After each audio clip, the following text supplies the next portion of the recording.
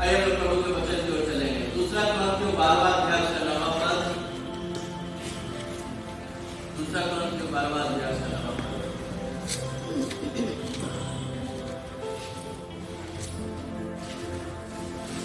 जल्दी से निकाल के पढ़ा। दूसरा कुरिन्थियों 12वां अध्याय का 9वां पद। पर उसने मुझसे कहा, मेरा अनुग्रह तेरे लिए बहुत है। ये बहुत जरूरी है आज के इस महामारी के समय में। हम तो बहुत सारी समस्याओं से, परेशानी से जूझ रहे हैं। पौलुस यहाँ पर 2-3 बार प्रार्थना करता है। उसके बाद पौलुस को ये दर्शन मिलता है। परमेश्वर का वचन क्या बताता है? परमेश्वर स्वयं इस बात को कह रहे हैं कि मेरा अनुग्रह तेरे लिए काफी है, बहुत है। अभी इस महामारी के समय में आप और हम बहुत तरीके के परेशानी से जूझ रहे हैं। ऐसा नहीं है। जिसको नहीं है कोरोना वायरस, उसको कुछ नहीं समझ में आ रहा। जो नहीं देखा है बीमार व्यक्ति को कोरोना वायरस से जो पीड़ित हो जाता है, जो बीमार हो जाता है, उसको अभी समझ में नहीं आ रहा है। लेकिन आप उस परिवार से जाकर के पूछिए या उस पेशेंट को अगर देखिए, तब आपको समझ में आएगा सच में ये परमेश्वर का अनुग्रह है, ये परमेश्वर की कृपा है कि आप और हम इस महामारी में भी बचे हुए संभल करके चल रहे हैं। Hallelujah, hallelujah, hallelujah, hallelujah, hallelujah. एक दूसरे से हाथ मिला करके कहिए, आज प्रभु आपको आशीष देगा। आज प्रभु आपको आशीष करेगा। नहीं मिलाना। आज अपना हृदय खोलिए। बहुत जरूरी है इस बात को समझना। आकर के बैठ गए एकदम सीरियस नहीं होना। इस बात को समझना है। इस महामारी के दौर में भी परमेश्वर का अनुग्रह जो उससे प्रेम करते हैं, आपके लिए हमारे लिए प्रार्थना कर रहे हैं 2 महीने से। प्रभु इस बार तो प्रमोशन हो जाना चाहिए। प्लीज इस बार प्रमोशन करवा दीजिए। 5 साल से हम लटके हुए हैं, इस साल प्रमोशन सोच रहे थे कि इस बार कुछ सैलरी में इंक्रीमेंट होगा। बहुत प्रार्थना कर रहे थे कि प्रभु अगर इंक्रीमेंट हुआ तो इस महीने का पूरा सैलरी चर्च में देंगे। नहीं हुआ। पता चला ये बीमारी है, इस बीमारी से लड़ रहे हैं।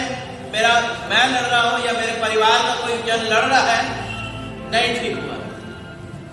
इसका मतलब ये नहीं है कि परमेश्वर का अनुग्रह नहीं है। आपको और हमें परमेश्वर का अनुग्रह लगातार मिलता रहता है। आप और हम जीवित हैं, ये परमेश्वर का।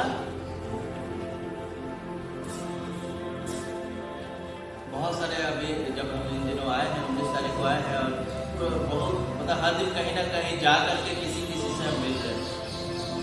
एक जन से मिले तो बता रहे थे कि किस प्रकार से सीमा डेनियल उस चर्च की है, किस प्रकार से उन्होंने बताया कि किस प्रकार से परमेश्वर ने उनको जीवन दान दिया।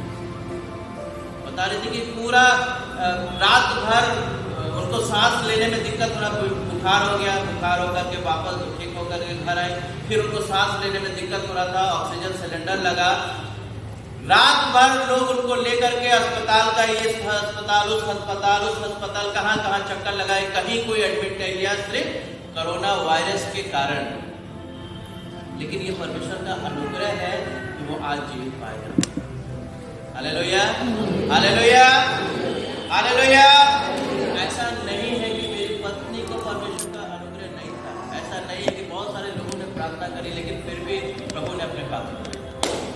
ऐसा नहीं है कि परमेश्वर का अनुग्रह उस पर नहीं था, बिल्कुल था। 100% तक कोई डाउट नहीं है।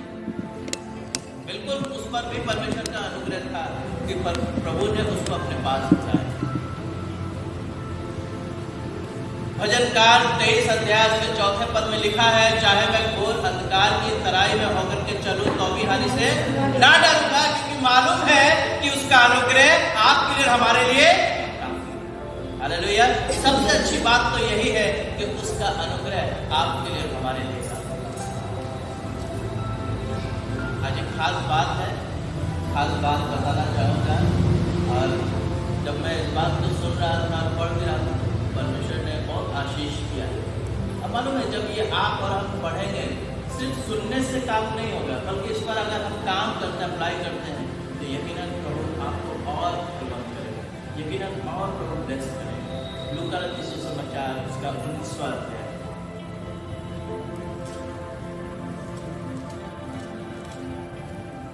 12वें पद से।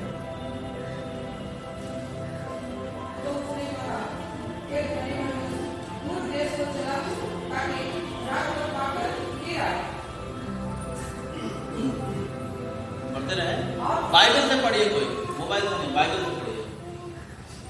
अतः उसने कहा, हाँ। एक धनी मनुष्य दूर देश को चला, हाँ। ताकि राजपद पाकर लौट आए। ताकि राजपद पा करके लौट आए। जी। उसने अपने दासों में से हाँ। 10 को बुलाकर हाँ। उन्हें 10 मुहरे दी। अपने दास में से 10 दास को बुलाया और क्या दिया?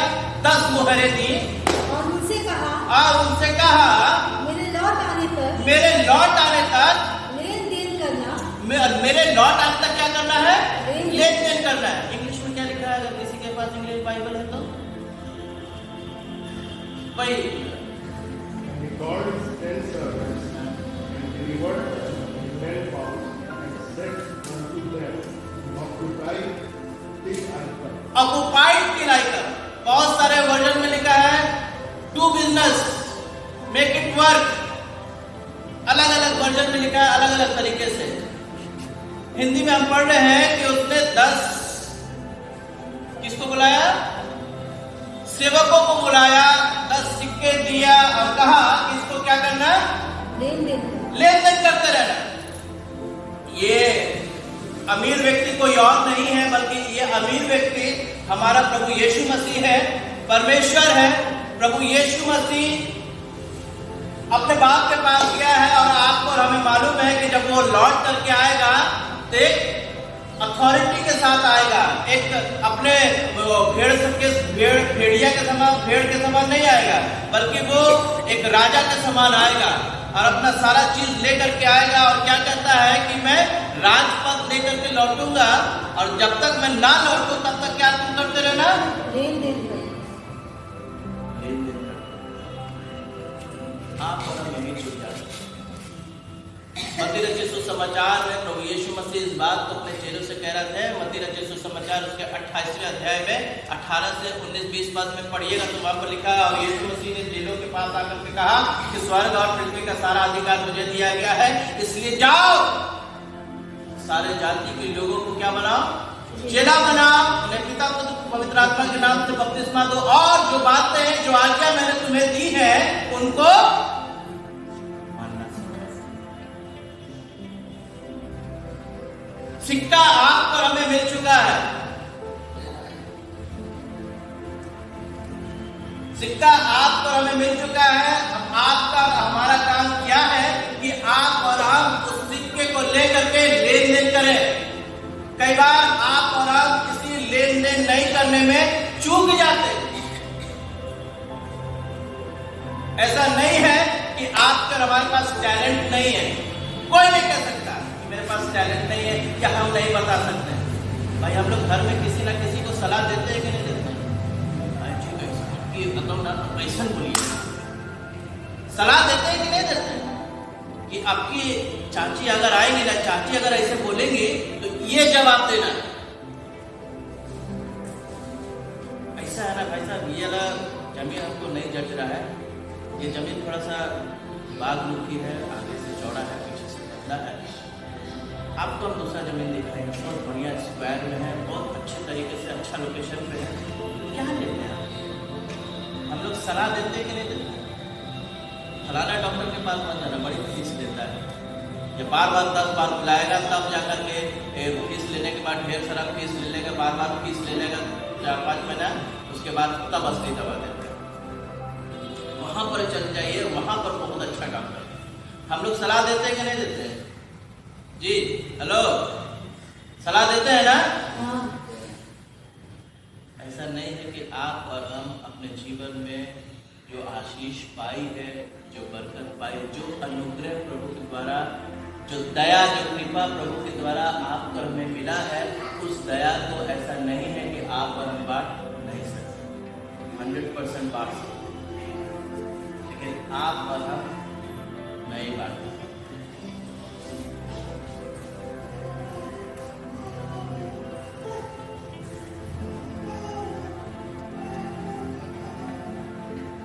इसी 19वें अध्याय का मतलब पढ़िए। 19वें अध्याय का जब वह राजपद पाकर लौटा तो ऐसा हुआ कि उसने अपने दासों को जिन्हें रोकड़ दी थी अपने पास बुलवाया ताकि मालूम करे कि उन्होंने लेन देन से क्या क्या कमाया, ताकि उन्हें पता चल सके कि लेन देन से क्या कमाया था। आप और हम रोकड़ लेकर के, आप और हम उस टैलेंट को लेकर के, आप और हम प्रभु यीशु मसीह के बात को लेकर के, आप और हम प्रभु यीशु मसीह के अनुग्रह को लेकर के चुपचाप से बैठे रहते हैं। गौर करिएगा, मत्ती रचित सुसमाचार उसके 25वें अध्याय में आपको ध्यान होगा तो दंड तो उस व्यक्ति को मिल रहा था जिस व्यक्ति ने अपने सिक्के को जमीन में गाड़ दिया। दंड उसी व्यक्ति को मिल रहा था। ऐसा नहीं था कि वो व्यक्ति सिक्का लेकर के मैकडॉनल्ड चला गया हो या बिरयानी खा रहा हो या पैसा खा लिया हो या कहीं कुछ कर दिया, खुआ दिया हो। ऐसा बात नहीं था। ऐसा बात था क्या? दंड तो उसको तब मिला कि जब उसने उस सिक्के को लेकर के छुपा दिया था, कुछ काम नहीं किया था। ध्यान दीजिएगा इधर। हेलो, दंड कब मिला था? सिक्के को जी? लेके छुपा दिया। सिक्के को छुपा दिया था, अंगोछे में बांध करके रख लिया था और दंड तभी मिल रहा था कि भाई तुम काम में नहीं लगा सिक्का को। आपके ऊपर, मेरे ऊपर प्रभु ने आप और हमें एक सिक्का दिया है। प्रभु ने आप और हमें एक सिक्का दिया है ताकि आप और हम उस सिक्के का इस्तेमाल कर सकें। आप और हम कई बार आप और हम इस्तेमाल करना नहीं चाहते।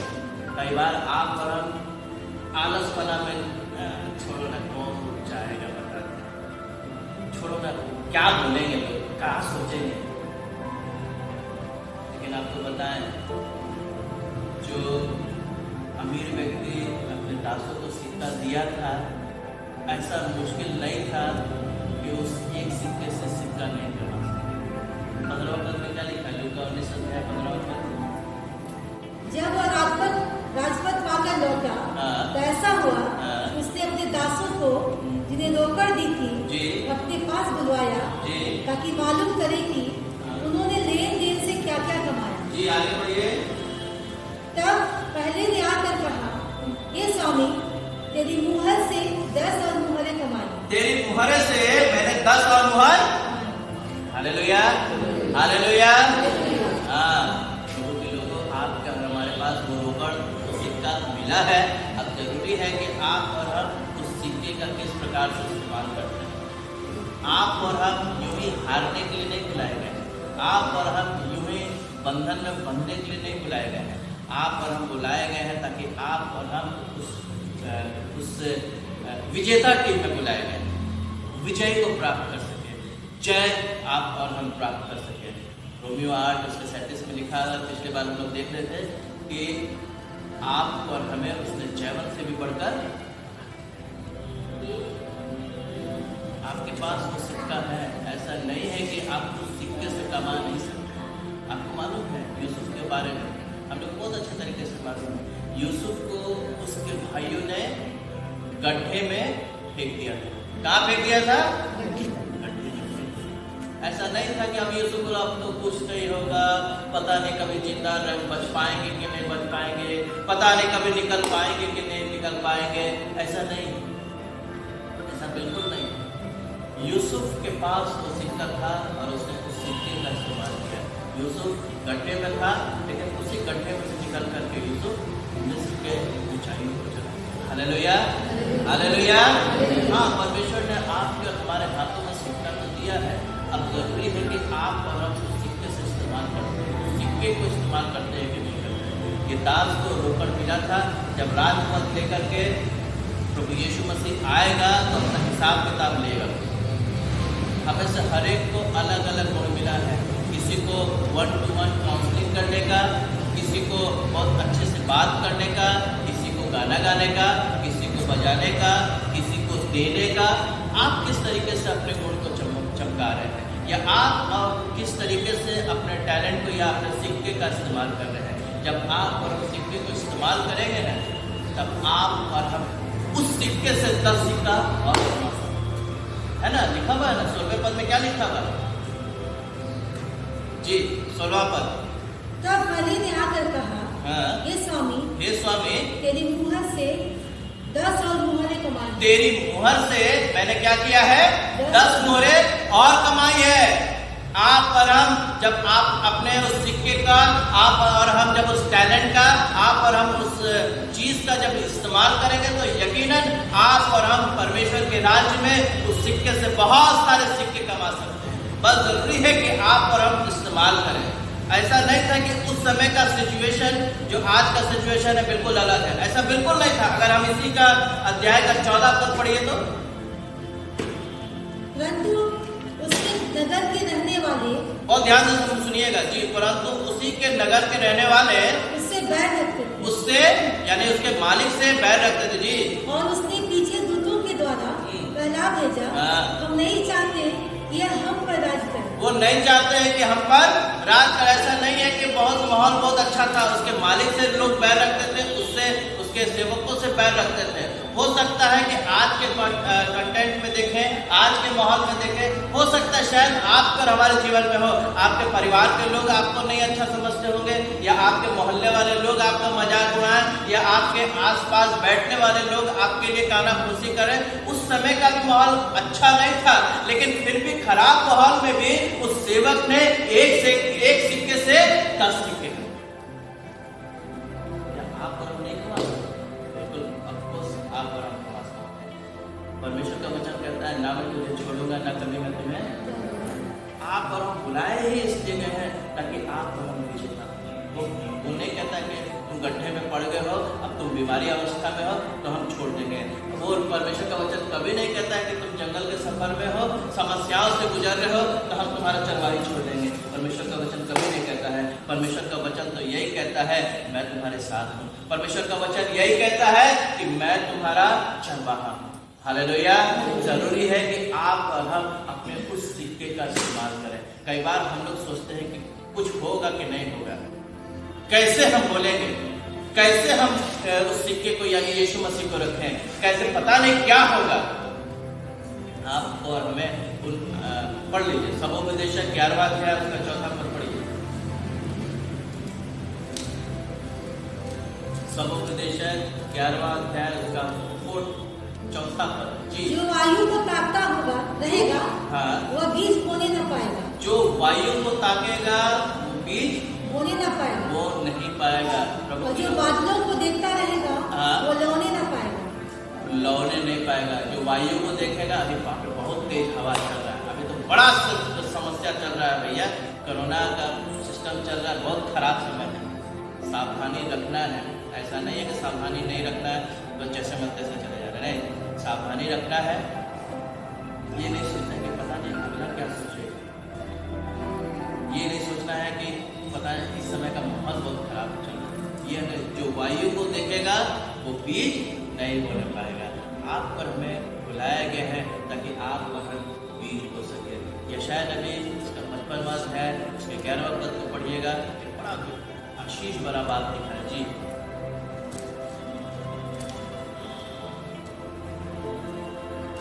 ये शायद 55-11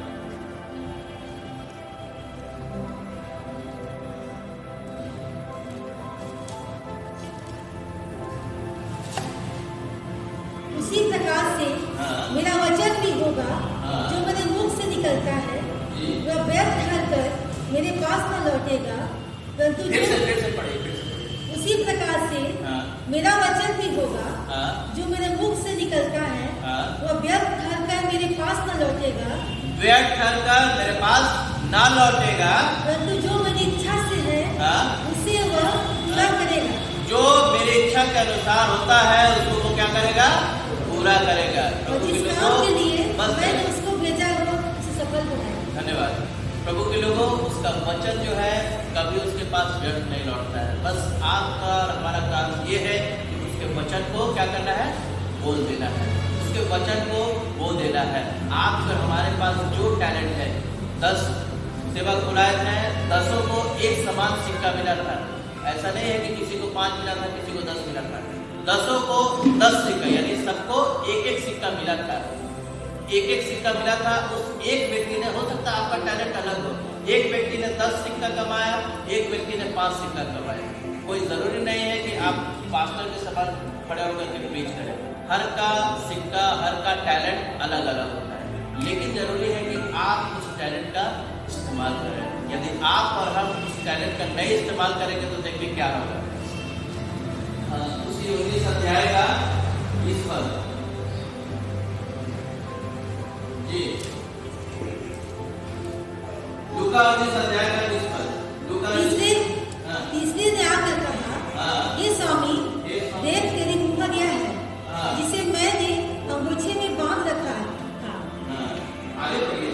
क्योंकि मैं तुझसे डरता था, इसलिए कि तू कठोर मनुष्य है, जो तूने नहीं रखा उसे उठा लेता है, और जो तूने नहीं बोया उसे काटता है। आगे बढ़िए। उसने उससे कहा, हे दुष्ट दास, मैं तेरे ही मुंह से तुझे दोषी ठहराता हूँ। तू मुझे जानता था कि मैं कठोर मनुष्य हूँ, जो मैंने नहीं रखा उसे उठा लेता, और जो मैंने नहीं बोया उसे काटता हूँ। तो तूने मेरे रुपये सरापों के पास क्यों नहीं रख दिए? हे दुष्ट दास, वे दुष्ट दास आकर के क्या कह रहा है कि मुझे मालूम था कि आपका बहुत डर लग रहा था आपके विषय में। हम लोग बहुत लोग बोलते हैं कि हम प्रभु का भय मान करके सारा काम करते हैं। अगर आप प्रभु का भय मान करके सारा काम करते हैं तो प्रभु की सेवा क्यों नहीं प्रभु उसके भय में करते हैं। हम बहुत प्रभु का भय मानते हैं, हम बहुत प्रभु के भय से चलते हैं, गुड, अच्छी बात है। लेकिन अगर इतना ही भय है तो प्रभु जिस प्रकार से कहता है कि जाओ, तुमको सेवा करना है, तुमको बीज बोना है, तुमको सिक्के पर काम लगाना है, जाओ, जाकर के अपनी गवाहियों को, अपनी बातों को लोगों के सामने रखो, तब आप और हम इस भय में या इस डर से क्यों नहीं प्रभु का सुसमाचार या प्रभु के बातों को या प्रभु के राज्य का सुसमाचार लोगों को पास पहुंचाते हैं। बोल रहा था वो दास, मैं डर गया था क्योंकि मुझे मालूम था कि आप जहां से नहीं होते वहीं से इतना डर था। तो आपका हमारा काम ये है कि कम से कम डर के ही, हम डरते हैं अपने बड़े अधिकारी से, डरते हैं कि नहीं डरते हैं?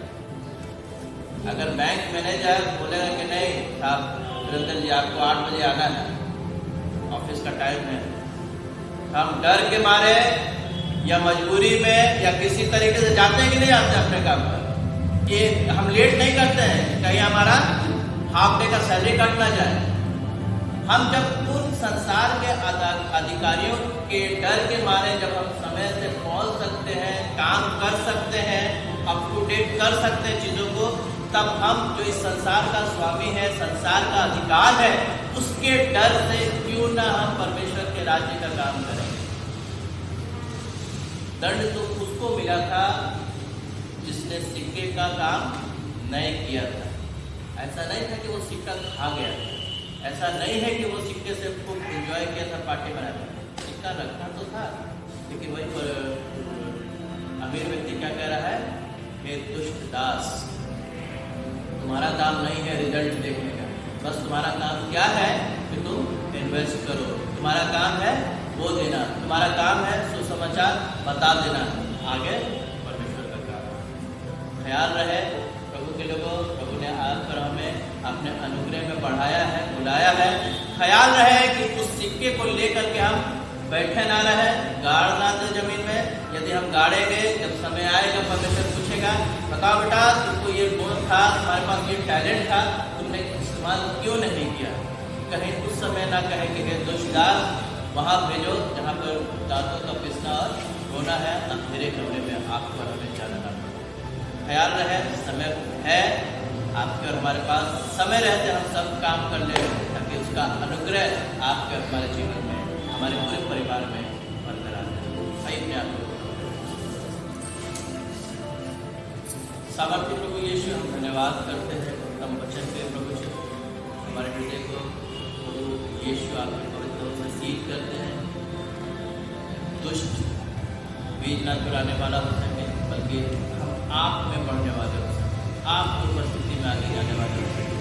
प्रभु एक एक जन को आपके हाथों में सौंपते हैं। हमें आपने अपने उस रोकड़ से या उस टैलेंट से या उस धन से या उस सिक्के से भरा है, हमें से हर एक जन को आपने दिया है।